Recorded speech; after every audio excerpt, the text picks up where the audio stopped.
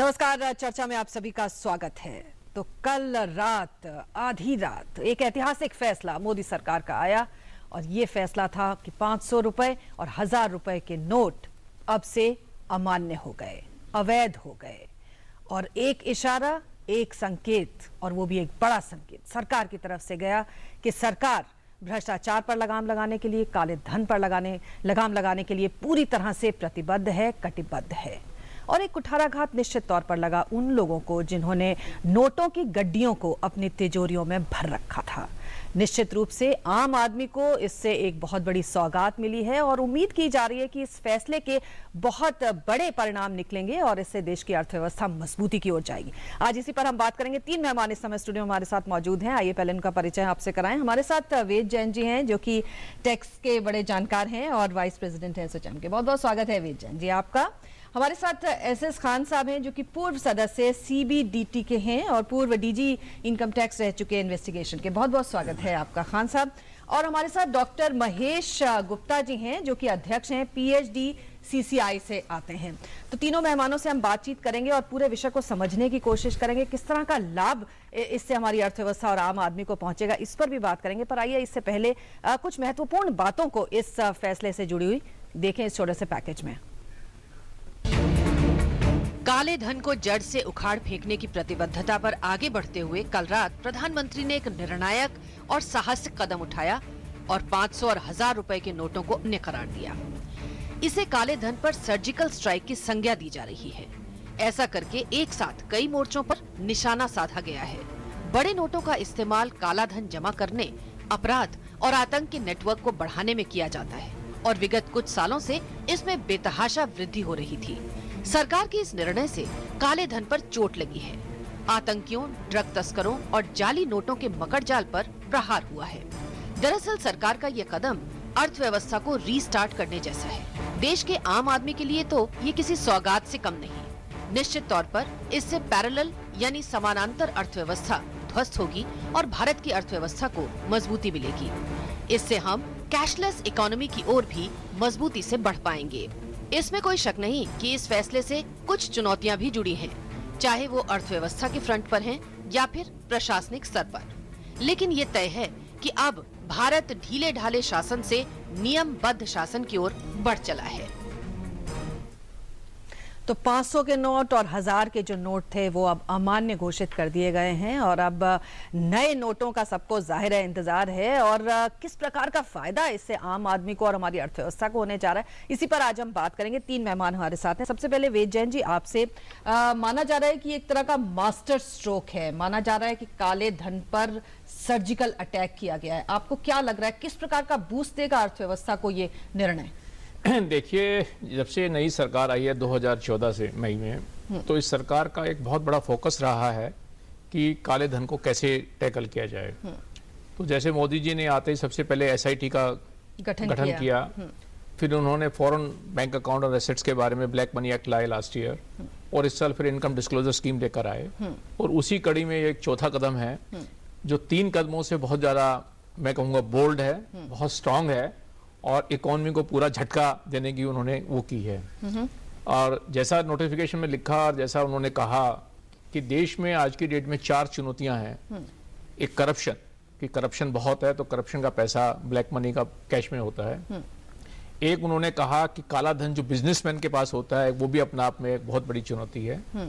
एक counterfeit duplicate currency जो बाजार में आ रही है वो बहुत बड़ी चैलेंज है। एक टेररिस्ट जो इस पैसे को यूज करते हैं और जो ड्रग माफिया इस पैसे को यूज करता है। तो उन सारी 5 चीजों को टैकल करने के लिए उन्होंने कहा कि भाई ये 500 और 1000 रुपए के नोट आज की डेट के बाद, रात के बाद खत्म तो होगा। और उन्होंने उन लोगों के जिनके पास ये पैसे लेजिटिमेट हैं, बिजनेस सोर्सेज से आए हैं, उनके लिए कहा कि उनको चिंता की बात नहीं है, क्योंकि ट्रांजिशनल फेज में आपको मुश्किल होगी, लेकिन जिस दिन ये बैंक खुलेंगे आप अपने बैंक में जाके जमा करा सकते हैं। तो ये मान के चलिए कि जिनके पास ये पैसे साधारणतया अपने मान्य सोर्सेज से हैं तो उनको तो कोई चिंता की बात होने की मुश्किल नहीं लगती है। लेकिन प्रॉब्लम उनकी है कि जिन्होंने इसको इलीगल सोर्सेज से इल गोटन मनी है तो उनके लिए चैलेंज है कि वो पैसा डिक्लेयर, अब ये पैसा एक तरह से रद्दी हो जाएगा, बेसिकली ये एक इशू आ गया है। अब रहा सवाल कि आम आदमी को क्या फायदा होगा। अगर मैं इसको मैक्रो लेवल पे देखूं तो आम आदमी को फायदा क्या होगा, जब कंट्री में ब्लैक मनी की इकॉनमी कम होगी तो रेवेन्यू बढ़ेंगे, टैक्सेस बढ़ेंगे, तो सरकार की वेलफेयर स्कीम्स आएंगी, वो बढ़कर आएंगी। इसके अलावा सरकार के पास जो आम आदमी को चिंता रहती है, जो डिफरेंस रहता है रिच और पुअर के बीच का, जो रिच और मिडिल क्लास का, वो भी उसमें टैकल करने में, क्योंकि जो रिच है वो अनड्यू इल कॉटन मनी से बना हुआ है, तो वो गैप भी कम होने की बात है। लेकिन ट्रांजिशनल फेज की समस्याएं बहुत गंभीर उस हैं। पर हम आएंगे, ट्रांजिशनल फेज की क्या समस्या है। हमारे साथ एसएस खान साहब हैं। खान साहब, आप बताइए, जिस तरह से टैक्स की चोरी करके, काला धन जमा करके जो लोग रखते थे, अब तो वो कागज के टुकड़ों के बराबर हो गया। ये बताइए कि किस प्रकार का कुठाराघात आप मानते हैं, और जैसे कि जैन साहब कह रहे हैं कि 3 संकेत जो हैं, ये तीसरा बहुत भारी है, तो क्या ये माने कि ये आखिरी कील की तरह है ऐसे लोगों पर? नहीं, भारी है जरूर, लेकिन आखिरी नहीं हो सकता। अच्छा। देखिए ब्लैक मनी एक प्रोसेस है, जनरेट होती है, स्टॉक बनता है, फिर उसको इकोनॉमी में वापस लाया जाता है और फिर इस्तेमाल किया जाता है, वगैरह वगैरह। तो at any given point of time black money का स्टॉक है और ब्लैक मनी सर्कुलेशन में है। तो ये जो अटैक हुआ है, ये उन लोगों के ऊपर हुआ है जिन्होंने ब्लैक मनी के स्टॉक को कैश के फॉर्म में रखा हुआ है। ब्लैक मनी का स्टॉक जो है वो सिर्फ कैश फॉर्म में नहीं हो सकता, और फॉर्म में भी हो सकता है, इन्वेस्टमेंट है, हाउस प्रॉपर्टीज में है, स्टॉक में है, वगैरह वगैरह। तो एक वो पर्टिकुलर सेक्टर जो ब्लैक मनी को कैश के फॉर्म में रखता है, उसके ऊपर ये बहुत बड़ा अटैक। और ऐसा कितना बड़ा होगा, आप बताइए, आपका आकलन क्या कहता है? सब्सटेंशियल कितना ज्यादा होगा। सी प्रॉब्लम क्या है कि ये वो क्लास है, जैसे प्रोफेशनल्स हुए, पॉलिटिशियंस हुए, ब्यूरोक्रेट्स हुए, जिनके पास रिश्वतखोरी का पैसा है। रिश्वतखोरी का पैसा है। ये उन लोग, बिजनेस वाले के पास तो कहीं से खरीदता है, कहीं से बेचता है, तो एक ट्रैक मौजूद है। ये जो पैसा आता है जो आपने अघोषित सोर्सेज से हासिल किया है, रिश्वतखोरी से या और तरीके से, ये आपके पास पड़ा रहता है, इसका लिंक नहीं मिलता। तो ये इसको टैकल करने का एक ही तरीका है कि साहब जो पैसा है उसकी वैल्यू ही खत्म कर दी जाए। तो उस सेंस में जिन लोगों के पास ये पैसा, एंड पर्टिकुलरली मैं कह रहा हूँ प्रोफेशनल क्लास, ये पॉलिटिशियंस, पॉलिटिकल इलेक्शन फंडिंग का पैसा, पॉलिटिकल पार्टीज का पैसा, और ब्यूरोक्रेट्स के पास जिनके पास इलीगल और इलिजिटिमेट सोर्सेज का पैसा है, वो उनके पास ये कैश बड़े तादाद में है। और ये उसका जीरो हो जाना, इसका एक बहुत बड़ा इम्पैक्ट है। पॉलिटिक्स पे इम्पैक्ट है, इसका इलेक्शन फ्रॉड पे इम्पैक्ट है, और ऑफ कोर्स इसको मैं नहीं समझता कि आखिरी स्टेप है। ये आखिरी स्टेप नहीं हो सकता, क्योंकि लोग इसको अब अवॉइड करने के नए नए तरीके ढूंढेंगे और करेंगे। So but then all said and done, बहुत हिम्मत वाला काम है, क्योंकि 500 रुपए का नोट आज कोई बहुत बड़ी चीज नहीं है। 500 रुपए का नोट जो है आम आदमी के पास अवेलेबल रहता है। अब जो आज बताया जा रहा है कि 18 लाख करोड़ की करेंसी सर्कुलेशन में है, जिसमें से 14.5 लाख करोड़ 500 और 1000 रुपए के नोट में है, तो बहुत बड़ा अमाउंट है। इसके लिए डिसीजन लेना सरकार के लिए मैं समझता हूँ बड़ी हिम्मत का काम है। और मैं ये भी मानता हूँ, मैं अज्यूम कर रहा हूँ कि बहुत सोच समझ के लिया गया होगा, क्योंकि इसका इम्पैक्ट आम आदमी के ऊपर भी बहुत ज्यादा पड़ना। हमारे साथ डॉक्टर महेश गुप्ता जी हैं। डॉक्टर महेश गुप्ता जी, कहा जा रहा है कि कारोबारियों पर इसका बड़ा असर पड़ेगा, खासतौर से जो कि कैश में डील करते हैं। आप क्या कहते हैं, कारोबारियों की तरफ से क्या इसको किस तरह के नजरिए से देखा जा रहा है, और उस पर क्या इम्पैक्ट डालेगा ये फैसला? देखिए, कारोबारियों में 2 तरह के लोग हैं जो बिल्कुल एक वाइट धंधा करते हैं। उनके सारी चीज प्लान्ड है, सब चीज उनकी डिक्लेयर्ड है और रेगुलर चैनल से काम करते हैं। उनके ऊपर बिल्कुल असर नहीं पड़ेगा। ठीक है। असर किसके ऊपर पड़ेगा? जो लोग काले धन से धंधा करते हैं, उन पे जरूर असर पड़ेगा। और क्यों असर पड़ेगा उन पे? क्योंकि तब ये पैसे ही नहीं रहेंगे तो उसका जो बिजनेस है वो नहीं कर पाएंगे। और खास करके जो इसका इम्पैक्ट आएगा वो ट्रेडिंग कम्युनिटी के ऊपर आएगा। मार्केट्स में आप जाइए तो आप कुछ सामान खरीदने जाएंगे तो आप सामान खरीद लीजिए, आप कहेंगे बिल चाहिए तो कहेंगे जी बिल लगने के लिए पैसा अलग लगेगा। इसका मतलब क्या हुआ? वो पैसा आपका जो सामान दे रहे थे वो लीगल तरीके से नहीं दे रहे थे। अब उनको जो भी चीज स्टॉक करनी पड़ेगी वो लीगल तरीके से स्टॉक करनी पड़ेगी। एक तो हमने को साथ में ये देखना पड़ेगा, अभी सरकार ने जीएसटी लॉ को पास किया है और जीएसटी 1 अप्रैल से इम्प्लीमेंट होने वाला है। वो लॉ इटसेल्फ जो ये इलीगल ट्रेडिंग ऑफ गुड्स है वो खत्म कर देता, साथ में अब पैसा भी खत्म हो गया। तो मेरा ऐसा मानना है जो कारोबार में जो इलीगल मनी थी उसका जो प्रभाव है वो बहुत ज्यादा आएगा। अब लोगों को एक जेन्युइन करेंसी में काम करना पड़ेगा, डिक्लेयर्ड मनी से काम करना पड़ेगा और उससे सरकार के रेवेन्यू बढ़ेंगे इसके अंदर से। जी वेदचंद जी, जैसे अभी वित्त मंत्री का स्टेटमेंट भी आ रहा था, वो कह रहे थे कि भाई अगर जो लोग ये कहते हैं कि जी हमारी तो ये आदत है, हम तो ऐसा करते हैं, तो उन्हें अपनी आदतों को बदलना पड़ेगा। आप तो क्या आपको लगता है कि ये आदत इतने आराम से बदलेंगे, अपनी जो स्वभाव है उसको छोड़ेंगे लोग? नहीं, देखिए, दो बातें हैं। जो मैं आदत की बात करता हूँ, मैं इसको डिफरेंट एस्पेक्ट में लेता हूँ। अच्छा। भारत एक बहुत बड़ा विशाल देश है, 125 करोड़ देश की जनता है और 50% जनता आज की डेट में बैंकिंग से अछूती है। तो जब वो कहते हैं कि हमारा ये आदत है, तो इसका मतलब है कि लोग कैश की ट्रांजैक्शन करते हैं, कैश में करते हैं, बैंकिंग को नहीं करते। उसका मतलब ये नहीं है कि वो जो कैश की ट्रांजैक्शन है वो ब्लैक मनी की है, ये इल कॉटन मनी की है, वो डिफरेंट है, बैंकिंग में नहीं है। जैसे हमारा आज की डेट में किसान है, एग्रीकल्चरिस्ट है, जो किसान की फसल कट के आती है वो मंडी में आके कैश में लेके बेच के चला जाता है। बहुत सारे लोगों का बैंक अकाउंट नहीं है। इसी तरह फिर जो साधारण नागरिक है, जो काम करता है छोटा सा, वो अपने पैसे लाता है और बाजार से लाता है। इसी तरह से बहुत छोटे व्यापारी हैं, ट्रेडर हैं, जिन्होंने चाय की दुकान खोली है, कोई ढाबा खोला है, कोई रिटेल की दुकान खोली है, तो वो अपने बाजार से कैश में लाते हैं, बेचते हैं। वेदचंद जी, उसमें तो कोई समस्या भी नहीं है? नहीं, उसमें समस्या इस टाइप की नहीं है कि उनका पैसा खराब हो जाएगा। हाँ। उनकी समस्याएं दूसरी हैं जो आज की डेट में व्यवहारिक होंगी। एक समस्या यह है कि वो जो इल कॉटन मनी है, उनको तो तकलीफ है, उसमें तो किसी की हमदर्दी नहीं है। बिल्कुल। इशू है कि एक भारतवर्ष की बहुत सारी जनता जो आज की डेट में कैश इकोनॉमी, जैसे खान साहब भी कह रहे थे कि हमारी कैश इकोनॉमी बहुत बड़ी है। कैश इकोनॉमी बड़ी होना अपने आप में कोई बुरी बात नहीं है बहुत ज्यादा, इन द सेंस जब तक वो सिस्टम के अंदर है।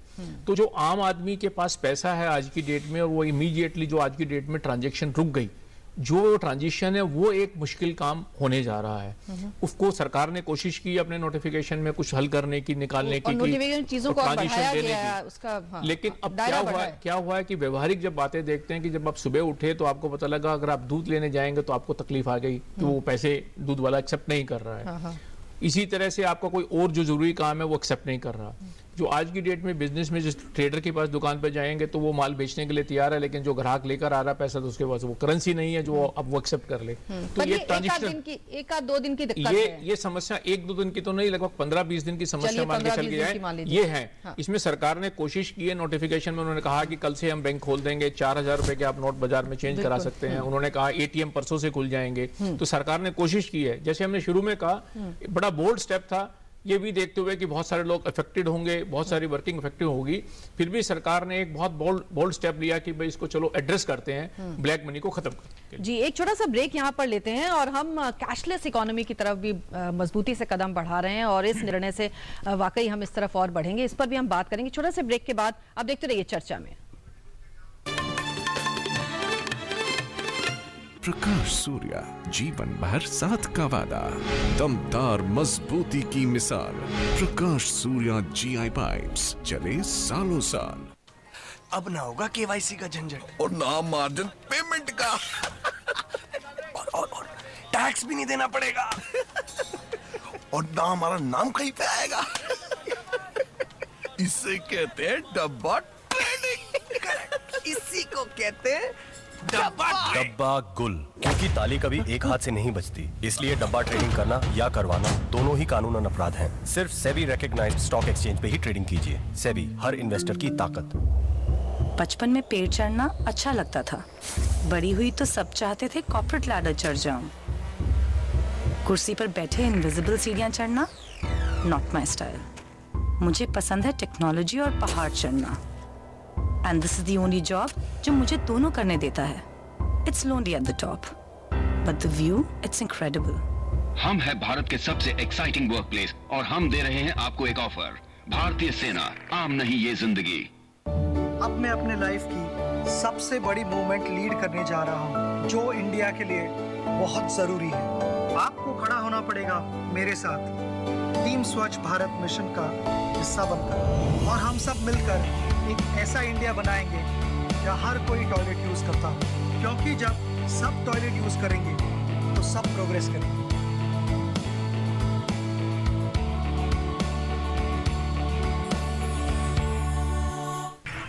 मैं नहीं मानता कि तंबाकू जानलेवा है। मैं नहीं मानता कि तंबाकू जानलेवा है। मैं नहीं मानता तंबाकू जानलेवा है। चाहे हम कुछ भी कहें, कुछ लोग हमारा संदेश नहीं सुनते। मैं नहीं मानता। तंबाकू जानलेवा है। ये चेतावनी हर पैक पर है। इसे पढ़िए और इस पर विश्वास कीजिए।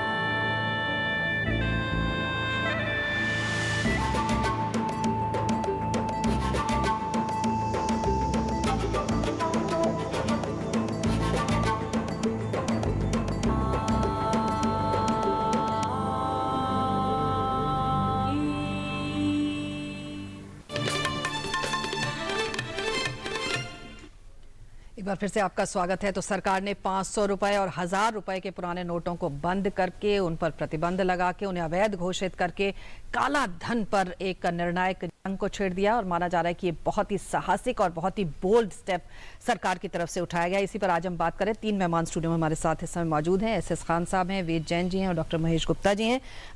खान साहब, ये बताइए कि ये भी कहा जा रहा है कि इस निर्णय से महंगाई पर भी कुछ लगाम लगेगी, खासतौर से रियल एस्टेट में जिस प्रकार का ये फल फूल रहा था, आम आदमी के लिए सपना हो गया था एक मकान, तो उसकी कीमतों में काफी कमी आने की उम्मीद की जा रही है इस फैसले के बाद। ये मुमकिन है, लेकिन अभी एकदम शुरू में ये कहना बड़ा मुश्किल है। लेकिन ये ज़रूर है कि अगर मनी सप्लाई कम होती है और डिमांड रहती है तो ये मुमकिन है कि उसमें मार्केट प्राइसेस में कमी आए। लेकिन कुछ सेक्टर्स जो हैं वो पहले से भी बहुत बुरी शेप में थे। पर्टिकुलरली रियल एस्टेट सेक्टर पहले से ही बहुत ज़्यादा बॉइंट नहीं है, तो उस पर इसका इम्पैक्ट ज़रूर पड़ेगा। लेकिन ये लॉन्ग टर्म मैटर्स हैं, ये तुरंत इसका नतीजा सामने नहीं आने वाला है। जी महेश जी, जिस तरह से हम जानते हैं और बात भी हो रही थी कि जो छोटे जो खुदरा व्यापारी हैं या जो थोक के व्यापारी भी हैं, काफ़ी कुछ नकदी में काम करते हैं, कैश में काम करते हैं, तो आपको क्या लग रहा है, मतलब वहाँ पे अगर आप जाएं तो आप किसी भी क्रेडिट कार्ड से उनको पे नहीं कर सकते, किसी डेबिट कार्ड से उन्हें पे नहीं कर सकते, सब नकदी में ही चलता है। तो ये सारी चीज़ें जो हैं, क्या ये अब बंद होने की स्थिति में आ जाएंगी धीरे धीरे कि या आपको लगता है कि नहीं, नकदी का प्रवाह अभी भी इसमें चलेगा, नए नोटों के साथ चलेगा? नकदी का प्रवाह करना कोई गलत बात नहीं है। नकदी इज ए लीगल मनी, लेकिन वो जो पैसा होना चाहिए वो डिक्लेयर्ड मनी होनी चाहिए जिससे बिजनेस करना चाहिए। अब छोटे व्यापार हैं, किसान लोग हैं और ये लोग सब अपना कैश में काम करेंगे, अपना पैसा डिपॉजिट करने के बाद पैसा निकालेंगे और उससे काम करेंगे, उसमें कोई तकलीफ नहीं है। बट मैं एक आंसर इसका भी देना चाहूंगा जो आपने पहले पूछा था, रियल एस्टेट की जो आपने बात की थी महंगाई, मैं उस पर भी थोड़ा सा ध्यान देना चाहूंगा। मैं बहुत कॉन्फिडेंट हूँ कि बहुत चीजों के प्राइसेस कम होने वाले हैं। अच्छा, क्योंकि जब पैसा एक खींच दिया जाएगा लोगों से, और जिस बिजनेस में पैसा कैश का प्रेवलेंट है, प्रॉपर्टी में कहा जाता है 60% लीगल पैसा चलता है, 40% कैश का पैसा चल रहा है। जब आप वो पैसा कैश का निकाल ही देंगे, उस पैसे को रद्दी बना देंगे, तो पैसा देने के लिए नहीं होगा। अब लोगों के पास पैसा 60% का जो 100% देने का होगा, वो देने के लायक ही नहीं रहेगा। सिर्फ इस देश में प्रॉपर्टी के प्राइसेस बड़े आर्टिफिशियल हैं। वो जो प्रॉपर्टी है वो कंज्यूमर के पास ना जाके एक होर्डिंग लोगों के पास जा रही है प्रॉपर्टी, और वो ही इस पैसे को इन्वेस्ट करना चाह रहे हैं। अब ये होगा, जो प्रॉपर्टी है वो रियल कंज्यूमर के पास जाएगी, और वो तभी जा पाएगी कि जितना उसके पास पैसा है या जितना वो EMI दे सकता है उसके हिसाब से वो पैसा दे पाएगा। तो मेरा ऐसा मानना है कि जहाँ जहाँ कैश का पैसा ज़्यादा इस्तेमाल हो सकता था, रियल एस्टेट एक आइटम है, गोल्ड एक आइटम है। शादियों में आप देखते हैं कि गोल्ड का प्रवाह चलता है, लोगों के पास कैश का पैसा होता है, ज्वेलरी लेके खरीद लेके रख लेते हैं। तो मेरे ख्याल से ज्वेलरी की डिमांड एकदम से डाउन जाएगी इस देश के अंदर, क्योंकि लोगों के पास अब कैश का पैसा, रिश्वत का पैसा होगा ही नहीं, तो वो पैसा खरीदेंगे कैसे उस नहीं? तो ऐसा तो नहीं है कि लोग अब कैश की जगह गोल्ड रखना शुरू कर देंगे? नहीं, बट आप जितना है उनके पास उससे तो ट्रांजैक्शन करेंगे, बट अगर और खरीदना होगा तो पैसा तो चाहिएगा, और खरीदने के लिए वो पैसा ही नहीं होगा लोगों के पास। तो इमीडिएटली मैं समझता हूँ कि लॉन्ग टर्म, बट अगर इसको लॉन्ग टर्म में आप देखेंगे, अगर आप इसको इंडस्ट्री के पर्सपेक्टिव में देखेंगे, तो जितना पैसा सर्कुलेशन में आना चाहिए वो आएगा। स्टॉक मार्केट डाउन जाएगी, लेकिन आप देख लीजिएगा 1 साल के अंदर स्टॉक मार्केट बूम करेगी, क्योंकि सारा पैसा वो लीगल सिस्टम में आएगा, और लीगल सिस्टम में आने के लिए सब लोग टैक्स देंगे, तो जो रियल इकोनॉमी है वो 1 साल के अंदर बहुत तगड़े तरीके से मूव करेगी। हाँ, वेद जी आप कुछ कह रहे थे। देखिए, आपने 2-3 सवाल उठे हैं। एक तो महंगाई की बात उठी कि इससे महंगाई पे कितना फर्क पड़ेगा। देखिए, जब पैसे करेंसी बाजार में ज्यादा होती है और वो कुछ कम चीजों को चेंज करेगी तो ऑब्वियसली महंगाई बढ़ती है, चाहे वो रियल एस्टेट हो चाहे दूसरा सेक्टर हो, क्योंकि इससे अब करेंसी की स्क्वीज की जा रही है, खींची जा रही है, तो महंगाई के ऊपर एक बार फर्क पड़ेगा। दूसरा बात आपने बताया कि वो कैशलेस इकोनॉमी की जो हम बातें कर रहे हैं कि कितना कर रहे हैं, तो एक इस स्कीम का बहुत महत्वपूर्ण योगदान हो सकता है कि आज की डेट में जैसे हम कहते हैं 50% जनता को बैंकिंग नहीं है, और ये जो 500 और 1000 रुपए के नोट है आज की डेट में हर आम आदमी के पास है। आज की डेट में ये नहीं कहा जा सकता कि 500 और 1000 रुपए का बहुत बड़ा नोट है। मुझे ऐसा लगता है कि जनता हर आदमी के पास भी पर नोट होगा। अब उनके पास होने की वजह से अगर ये करेंसी नोट वहां पर है तो वो मजबूरन तौर से बैंक पे उसको जाना पड़ेगा। यानी कि वो सब लोगों को 60-70 करोड़ जो जनता है उनको एक बार बैंक जाना पड़ेगा और अपने नोट कराने पड़ेंगे। तो बैंक के एक बार दर्शन होते हैं, बैंकिंग इंट्रोड्यूस होती है, तो ओवर ए पीरियड हो सकता है कि बैंकिंग में लोगों का कुछ विश्वास बढ़ जाए और बैंक वालों का बिजनेस बढ़ जाए। बहुत सारे लोग जो बैंकिंग नहीं करते हैं वो बैंकिंग करने लग जाए, तो ये अपने आप में एक अच्छी प्लस पॉइंट हो सकता है।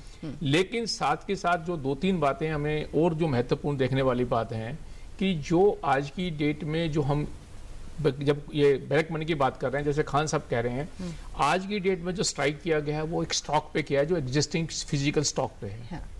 लेकिन 2 और पहलू हैं जो ब्लैक मनी की बातें करते हैं, तो उनको एड्रेस करना बहुत जरूरी है। Generation of the black money और उसका यूटिलाइजेशन कहाँ होता है, इनकम जनरेट कहाँ से होती है। अब जब जनरेट करने की बात करें तो मैं 2-3 साधन सोच सकता हूँ। एक, करप्शन, जो ब्यूरोक्रेट पॉलिटिशियन के पास आ सकती है बहुत लार्ज स्केल पे।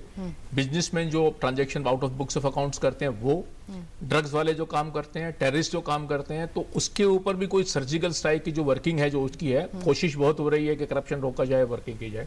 इसी तरह से उसका यूटिलाइजेशन कहाँ होता है करप्ट मनी, इस ब्लैक मनी का। वो यूटिलाइजेशन एक तो रियल एस्टेट मान लिया कि बहुत सारी इन्वेस्टमेंट होती है, गोल्ड में भी हो सकती है, लेकिन ये भी मान के चलना पड़ेगा कि पॉलिटिकल ढांचे में जो पॉलिटिकल्स के हैं वहां पे भी कहीं ना कहीं छोटा मोटा एक अंकुश लगाना पड़ेगा। जहां कहते हैं कि 20,000 रुपए तक का कैश जो हर पार्टी ले सकती है, उसको डिक्लेयर करने की जरूरत नहीं है, तो वो भी एक जरूरी है कि वहां भी एक ये लगाई जाए कंडीशन कि कैश में आप नहीं लेंगे और कैश की रिस्ट्रिक्शन होगी, और लेंगे तो आपको आइडेंटिटी बतानी पड़ेगी। तो उससे क्या है कि दोनों चीजें बैलेंस हो जाएंगी और आगे इकोनॉमी को बूस्ट मिलेगा जनरेट करने के लिए। तो इसलिए मेरा ऐसा मानना है कि ये अपने आप में एक बोल्ड स्टेप है। इस स्टेप के जो आगे वाले एस्पेक्ट्स हैं उनको भी तेजी से एड्रेस किया जाए। ब्लैक मनी जनरेशन और ब्लैक मनी यूटिलाइजेशन, उन दोनों को एड्रेस किया जाए। और साथ के साथ जैसे मैंने कह रहा था कि ये जो कदम है आम आदमी को भी अफेक्ट कर रहा है, क्योंकि जब हम इसको कंपेयर करें 1978 की स्कीम से और आज की स्कीम में, उस समय 1,000, 5,000 और 10,000 के नोट को बंद किया गया था।